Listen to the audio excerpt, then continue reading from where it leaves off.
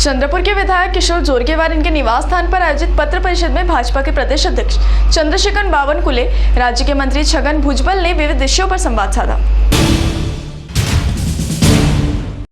राज्य के मंत्री व रागंपा अजित पवार गुट के नेता छगन भुजबल ने कहा कि ओबीसी आरक्षण के मुद्दे पर वन मंत्री सुधीर मुनगंटीवार विधानसभा में साथ में थे।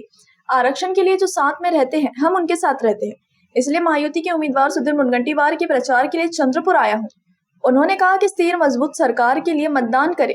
बता दें कि छगन भुजबल ने आज पोमुर्ना में महायुति के प्रत्याशी सुधीर मुनगंटीवार के प्रचार हेतु जाहिर सभा को संबोधित किया। उसके बाद वे महायुति के उम्मीदवार के प्रचार में सक्रिय हो, इसके लिए निर्दलीय विधायक किशोर जोरगेवार के निवास स्थान पर पहुंचकर पत्र परिषद ली। इस समय भाजपा के प्रदेश अध्यक्ष चंद्रशेखर बावनकुले भी उपस्थित थे। इस समय विधायक किशोर जोरगेवार ने कहा कि महायुति के उम्मीदवार के प्रचार के लिए मैं सक्रिय हूं। साथ ही चंद्रशेखर बावनकुले ने कहा कि उद्धव ठाकरे ने 18 सांसद चुनकर लाए, अन्यथा राजनीति छोड़े। उन्होंने आगे कहा कि कांग्रेस रूपी रावण को लोकसभा चुनाव में पराजय होगा। विदर्भ के 10 सीटों पर महायुति के उम्मीदवार विजयी होंगे। उद्धव ठाकरे ने वर्ष 2019 के लोकसभा चुनाव में प्रधानमंत्री मोदी का फोटो लगाकर 18 सांसद चुनकर लाए थे।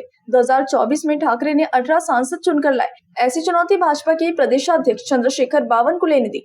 उन्होंने कहा कि अहीर व जोरगेवार दोनों प्रचार में जुटे हैं।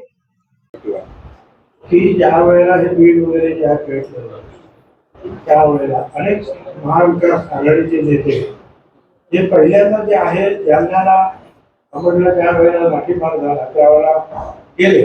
हा लाठीमार सुद्धा काय झाला तर त्या पोलिसांना दगड मारले गेले. पहिल्या पोलिसांना दगड मारले गेले. 80 पोलीस जखमी झाले.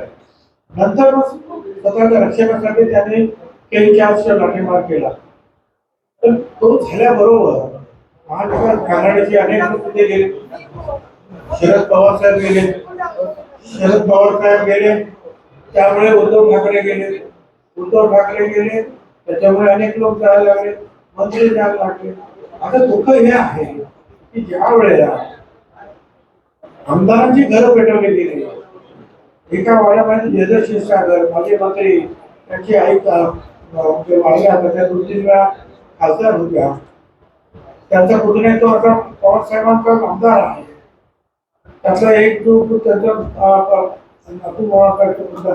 नागपूर तो योगेश आमचा तिकडे अध्यक्ष आहे. एकाच घरात सगळे मोठ्या वाड्यात राहतात. पण जी लहान मुलं जे आहे ते स्फोट झाले गाड्यांचे, घरामध्ये कासावीस झाले. शेवटी मुस्लिम बांधवांनी जे आहे मागे जाऊन मागच्या भिंतीवर चढून त्या मुलांवरती ओढून घेतला, घरी घेऊन गेले. अशा रीतीने 1-2 नाही 10-15 ठिकाणी आता बीड पेटलं. आणि विशेष करून ज्याचा आमचा एक कार्यकर्ता होता ते देवी समाजाचे क्षीरसागर म्हणून त्यांच्यावर हल्ले झाले. त्यांच्या शिक्षण संस्थेत जाळून टाकले. त्यांचं राष्ट्रवादी काँग्रेस पार्टीचं शरद पवार गटाचं ऑफिस ते त्यांनी जाळून टाकलं. त्यानंतर सुभाष राऊत म्हणून आमचे तिथे प्रमुख आहे समता परिषदेचे, त्यांचं हॉटेल राखराखोड केली. असं कित्येक ठिकाण. आणि परत जेव्हा मारायला सुद्धा जाग होते 400-500 असं काय म्हणणं हे सगळं झालं ठीक आहे. परंतु त्यावेळेला सगळ्या मोठ्या नेत्यांचं काम होतं की असं करू नका, निषेध व्यक्त करायला पाहिजे. तो तर राहिलाच, दुःख सुद्धा असं करू नका हे सांगण्याचं सुद्धा जे आहे त्यांना अधिकार होता. तर तो सुद्धा अधिकार बजावण्यासाठी कोण पुढे आले नाही. ज्येष्ठ श्रेष्ठ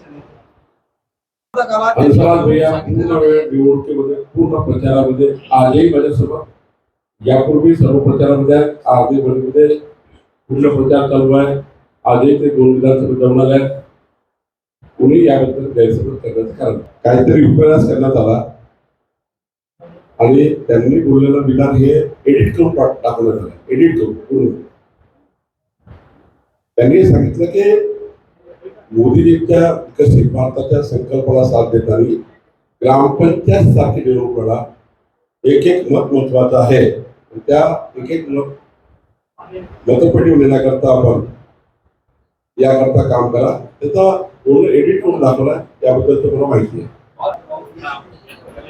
महायुतीच्या सरकारमध्ये हे महायुतीचं सरकार स्थापन व्हावं याकरता सुरुवातीपासून ज्या लोकांनी प्रयत्न केले त्या प्रयत्न करणाऱ्यांमध्ये मी आहे. चंद्रपूरच्या माता महाकालीचा आशीर्वाद घेत माता कामाख्या मंदिराच्या गुवाहाटीला गेलो आणि 50 लोकांनी हे सरकार बनवण्यासाठी महायुती फॉर्म केली आणि निश्चितपणे हे ठरलं की ज्या ज्या ठिकाणी महायुतीचे उमेदवार आहेत, त्याचे सदस्य आहेत, त्या त्या ठिकाणी त्या लोकांनी त्यामध्ये मदत करायची ही भूमिका आमची एकनाथ शिंदे साहेब, आम्हा सर्वांची फडणवीस साहेब, अजितदादा पवार साहेब यांची भूमिका होती आणि त्या भूमिकेला धरून पहिल्या दिवसापासून महायुतीचा जो कोणी उमेदवार येईल त्याच्यासोबत काम करायचं हे ठरलेली भूमिका आहे, तुम्हाला सर्वांना माहिती आहे.